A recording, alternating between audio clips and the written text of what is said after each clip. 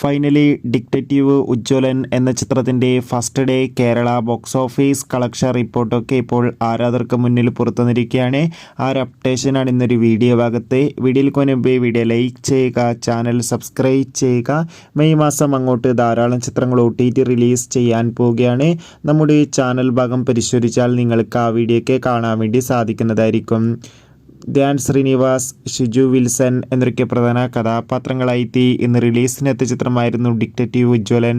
എല്ലാ സിനിമാ പ്രേമികളും ഒരേപോലെ ചിത്രത്തിൻ്റെ റിലീസിനായി ഏറെ ആകാംക്ഷയോടെയായിരുന്നു കാത്തിരിക്കുന്നുണ്ടായിരുന്നത്. ഫൈനലി ചിത്രത്തിൻ്റെ ആദ്യ റെസ്പോൺസിന് പിന്നാലെ ഇപ്പോൾ ചിത്രത്തിൻ്റെ first day Kerala collection updation പുറത്തുവന്നിരിക്കുകയാണ്. ചിത്രത്തിന് ആദ്യ ദിവസമായി ഇന്ന് അത്യാവശ്യം മികച്ചൊരു ബുക്കിംഗ് ആയിരുന്നു കേരളത്തിൽ നടന്നത്. അതുകൊണ്ട് തന്നെ ഇന്നും 1 കോടിക്കടുത്ത് വരെ കളക്ഷൻ നേടിയെടുക്കാൻ വേണ്ടി സാധിക്കുമെന്നാണ് ട്രാക്കിംഗ് റിപ്പോർട്ടുകൾ സൂചിപ്പിക്കുന്നത്.